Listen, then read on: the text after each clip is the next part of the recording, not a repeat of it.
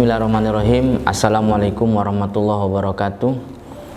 Innal hamdalillah nahmaduhu wa nasta'inuhu wa nastaghfiruh wa na'udzubillahi min syururi anfusina wa min sayyiati a'malina. May yahdihillahu fala mudhillalah wa may yudlil fala hadiyalah. Asyhadu an la ilaha illallah wa asyhadu anna Muhammadar Rasulullah sallallahu alaihi wasallam wa ala alihi wa ashabi amma ba'd.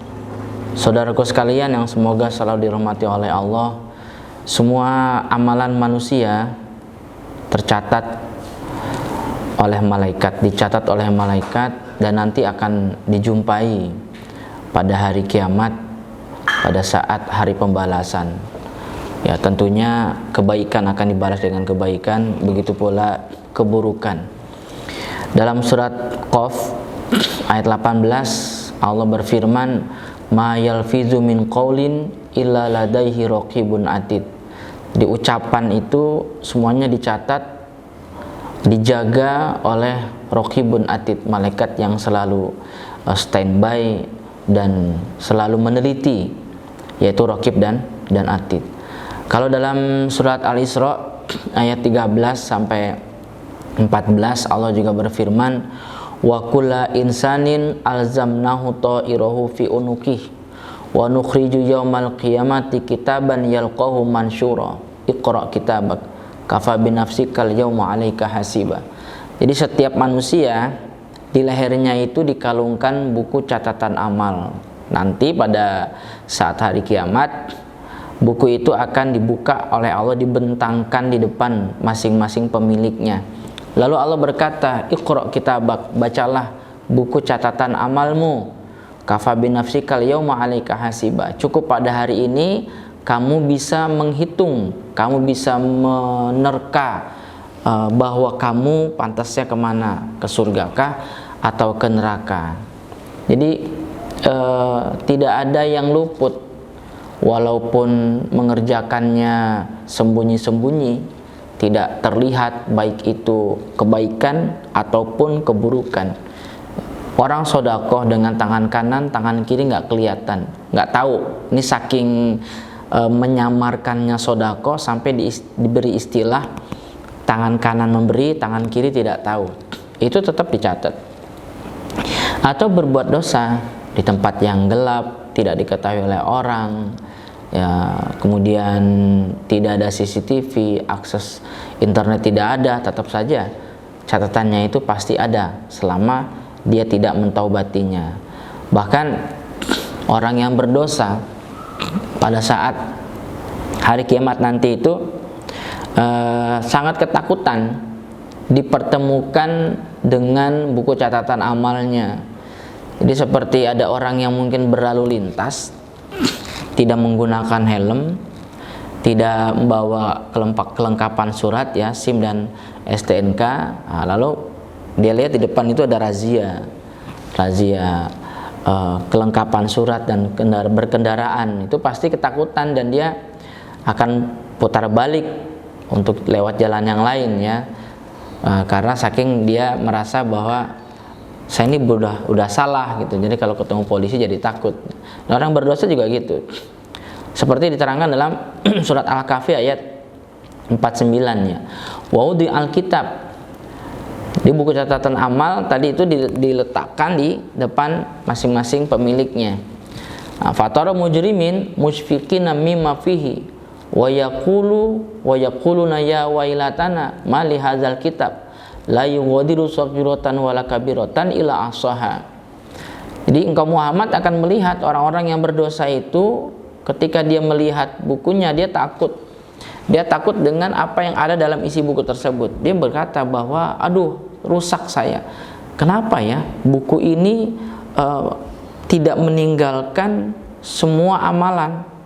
Jadi semua amalan tercatat ada di dalam buku ini, tidak ada yang ketinggalan, baik yang kecil itu semuanya ada. Yang saya anggap remeh nanti akan hilang dimakan oleh waktu, ternyata kok ada gitu loh. Apalagi yang besar. Nah, terus kata Allah, wa wajadu ma'amilu hadira wa la yazlimu rabbuka ahada. Mereka menjumpai semua yang dikerjakan hadir di dalam buku itu, ada di dalam buku itu, dan Allah tidak akan pernah menganiaya seorang pun. Artinya dibalas apa adanya. Kalau itu dosa, dibalas apa adanya. Tapi wujud Allah Maha bersyukur, jika itu adalah pahala, maka Allah akan dilipatkan 10 sampai 700. Nah, oleh sebab itu sangat penting bagi kita untuk mengerjakan amalan-amalan yang bisa menghapus dosa. Ketika mengerjakan perbuatan dosa, langsung segera bertaubat, atau dengan membiasakan membaca istighfar. Kenapa demikian? Agar hati kita ini keadaannya selalu bersih, dan ketika pada saatnya nanti kita buka buku catatan amal, sudah tidak ada dosa. Karena sangat berbahaya memang orang yang datang ke hadapan Allah dalam keadaan berlumuran dosa. Allah sudah janjikan neraka jahanam untuk orang itu. Dalam surat Thaha 74 Allah berfirman, innahu mayati robau mujriman fa innalahu jahannam la yamutu fiha wa la yahya. Bahwasanya barang siapa yang datang ke hadapan Tuhannya dengan membawa dosa, berlumuran dosa, maka dia akan mendapatkan neraka jahanam. Di dalam neraka jahanam tidak hidup dan tidak mati. Dikatakan hidup tapi selalu merasakan penderitaan, tidak selayaknya orang hidup. Dikatakan mati tapi meronta-ronta, teriak-teriak laksana orang hidup. Makanya dibilang la yamutu fiha wa la yahya. Jadi sangat penting bagi kita untuk membiasakan istighfar dalam segala keadaan, ya. Bisa istighfar yang pendek, astagfirullah, atau agak tambah astagfirullahalazim, atau yang memiliki keutamaan akan diampuni dosanya walaupun dosanya itu setara dengan orang yang lari dari perang.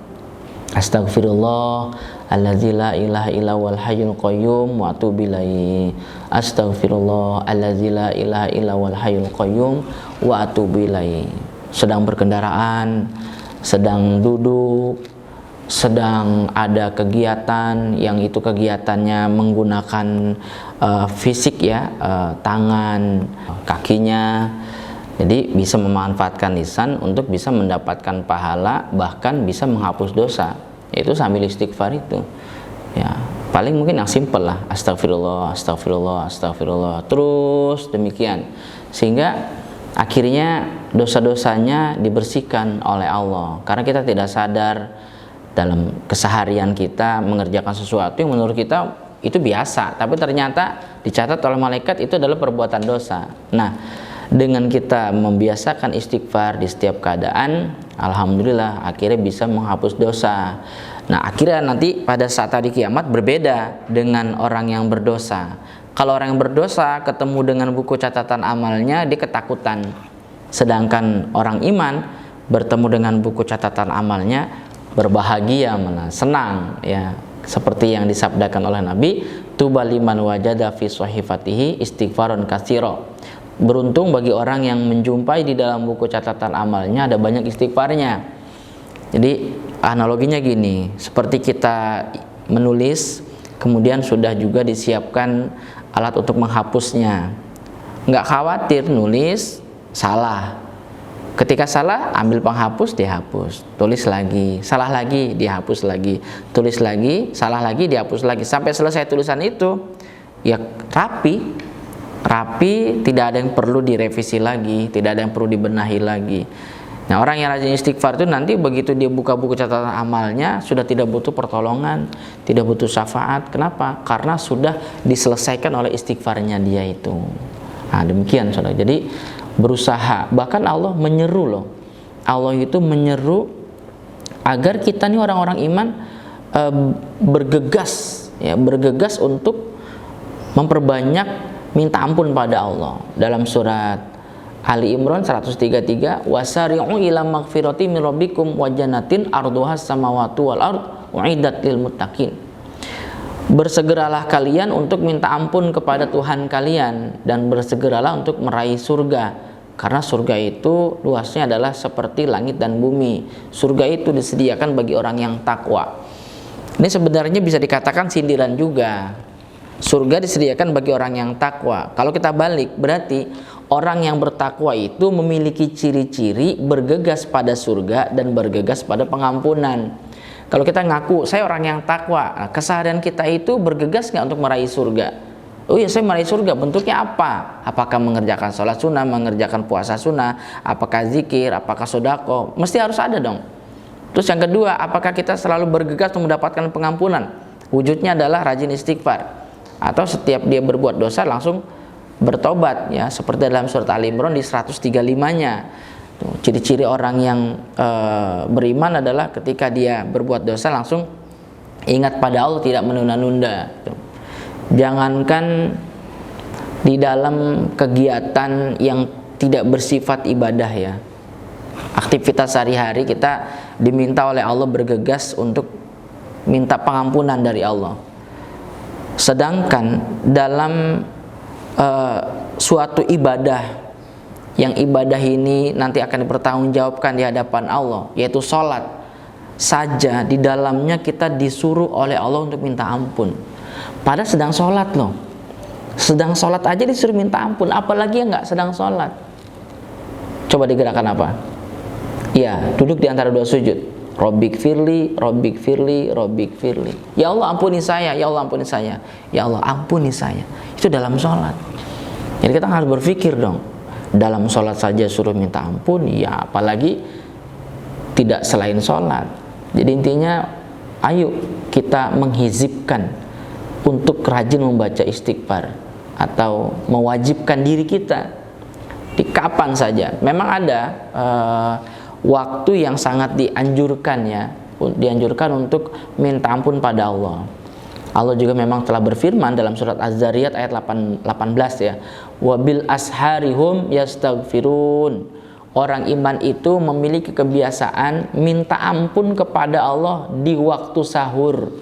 Waktu sahur itu kapan? Ya, sepertiga malam yang akhir.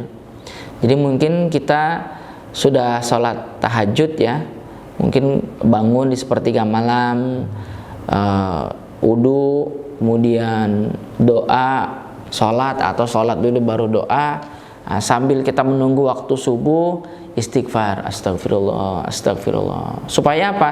Supaya diri kita ini mencocoki ayat, diri kita ini ngepasin ayat, amalan kita ngepasin ayat. Oh, saya ini orang iman. Nah, kata Allah, orang iman itu kalau di waktu sahur minta ampun, berarti saya harus minta ampun pada Allah di waktu sahur.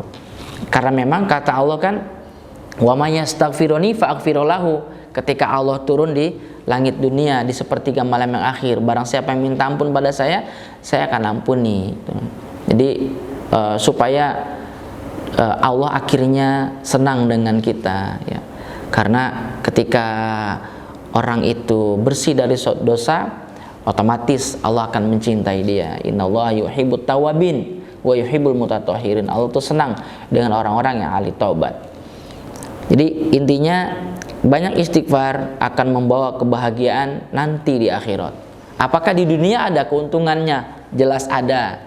Jelas ada. Walaupun hakikinya istighfar itu adalah kebutuhan kita di akhirat, tapi ternyata Allah berikan ukhra. Ukhra itu wa ukhra tuhibunaha. Ada kebahagiaan lain yang kita suka di dunia selain surga.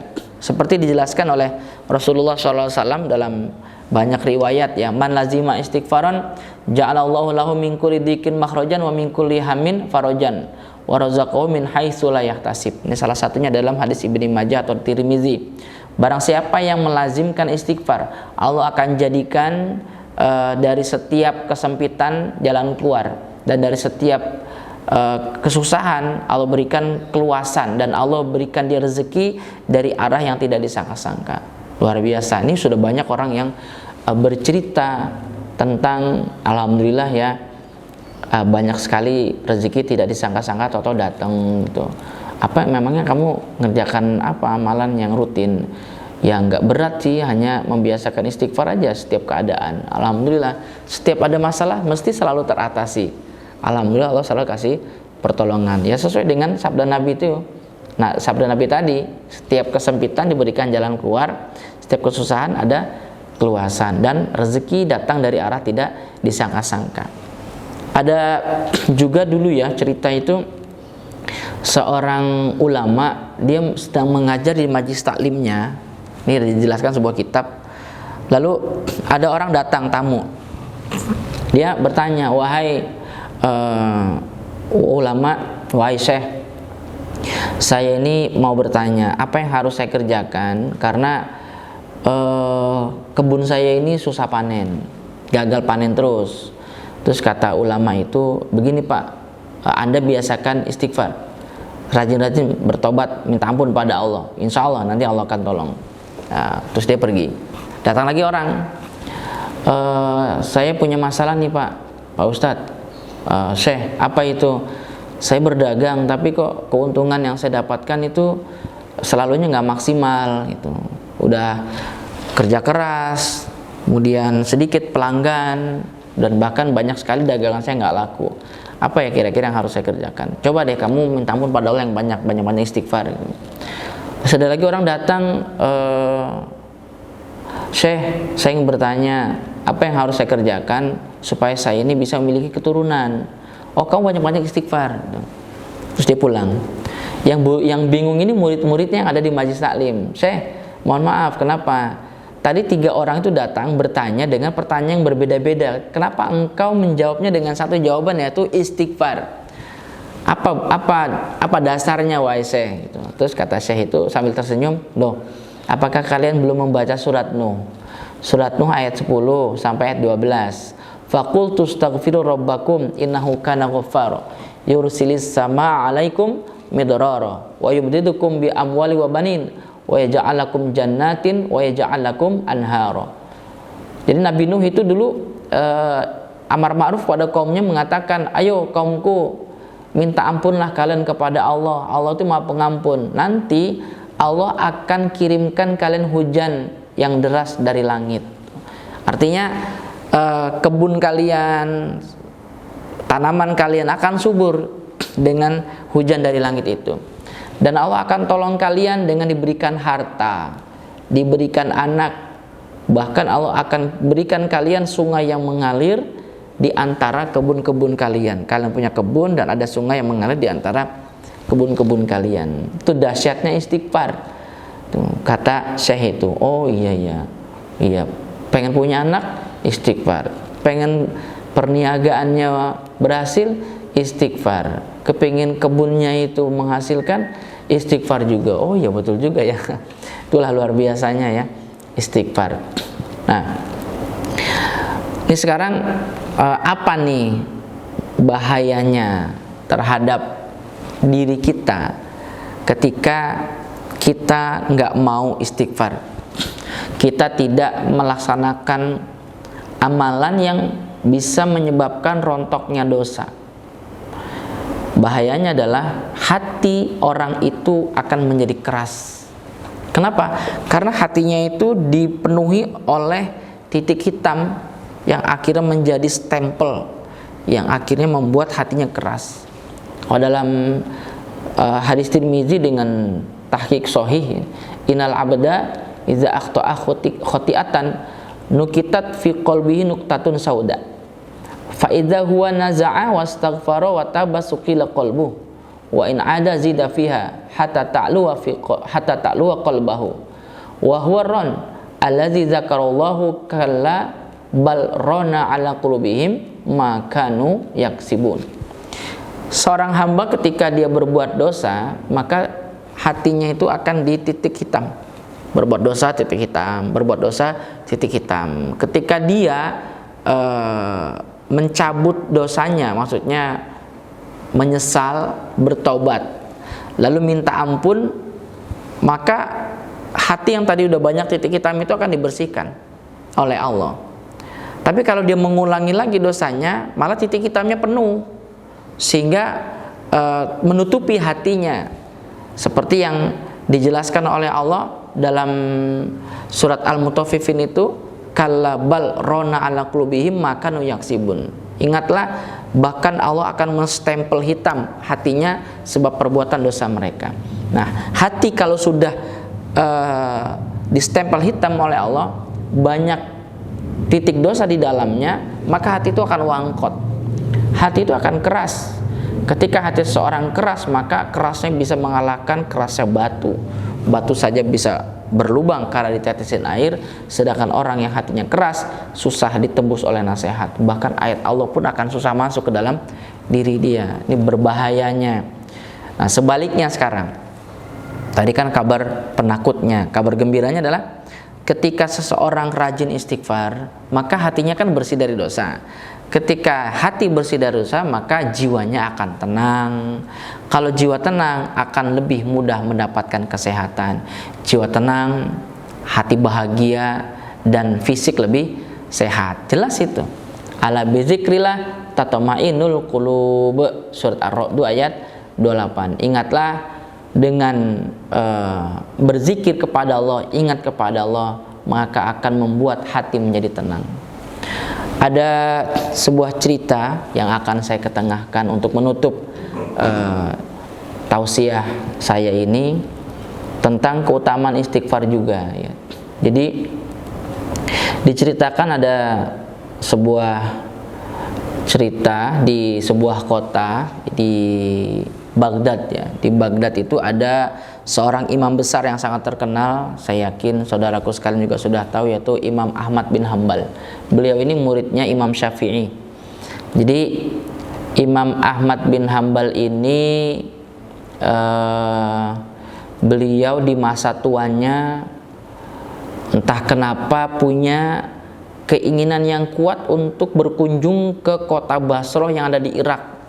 Yang ini jarak tempuhnya sangat jauh sekali dan ditempuh dengan hanya membawa kendaraan berupa bigol, keledai atau himar atau unta. Jadi dominannya itu ya jalan kaki. Berarti kan jauh sekali, bisa berapa bulan ya, berbulan-bulan, sangat jauh dalam keadaan usia yang sudah lumayan sudah sepuh.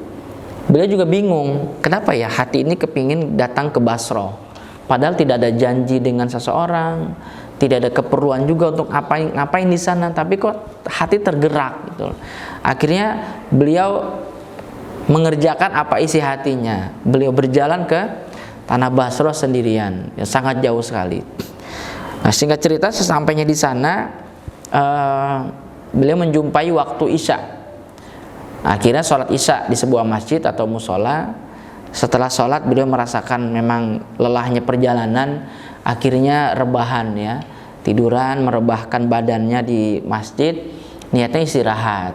Mungkin besok akan melakukan aktivitas apa yang beliau mau di kota tersebut.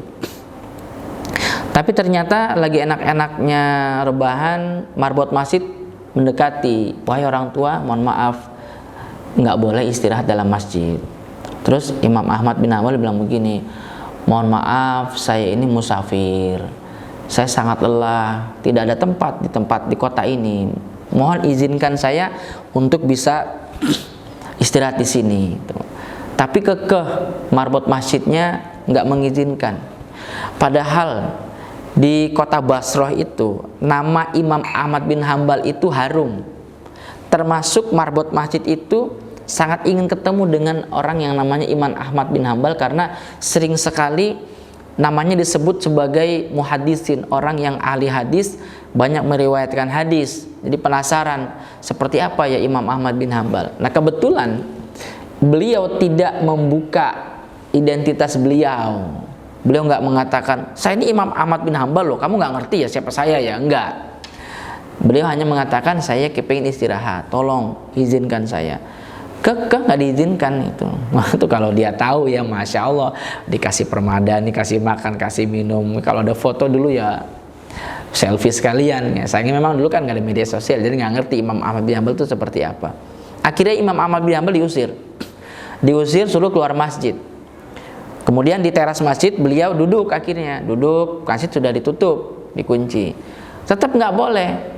Hai orang tua, engkau nggak boleh di sini, engkau harus keluar dari masjid ini. Kenapa wahai marbot? Saya di dalam nggak boleh, sekarang di luar nggak boleh juga, kan nggak mengganggu saya. Pokoknya nggak bisa, peraturannya nggak bisa. Sampai seperti itu, akhirnya Imam Ahmad bin Hambal didorong ya, sampai akhirnya mau tersungkur, mau jatuh, tapi nggak jatuh ya.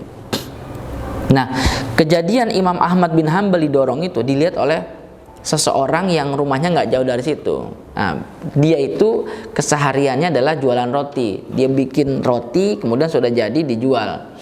Nah, kemudian dia melihat, dihampiri, wahai orang tua, mohon maaf, jika Anda tidak keberatan, silakan tinggal di rumah saya. Tapi hanya sekedarnya saja.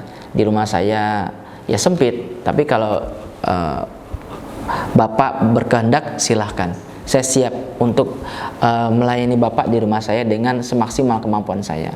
Oke, terima kasih, jazakallahu khairan. Akhirnya Imam Ahmad bin Hambal istirahat di rumah tukang roti itu. Dikasih makan, kasih minum sekedarnya, lalu istirahat.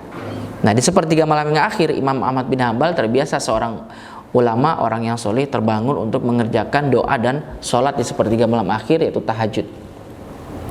Kemudian begitu melek mata, dia mendengar tukang roti itu sedang membaca istighfar sambil mengaduk-aduk adonan rotinya. Astagfirullah, astagfirullah, astagfirullah. Agak lama ditungguin oleh Imam Ahmad bin Hambal. Loh, nggak berhenti-berhenti istighfarnya. Sambil ngadon, sambil baca istighfar. Akhirnya Imam Ahmad bin Hambal mendekat. Wahai saudaraku, bolehkah aku bertanya? Silakan, orang tua. Semenjak kapan engkau memiliki kebiasaan ngadonin roti sambil baca istighfar? Sudah sangat lama, wahai bapak, orang tua.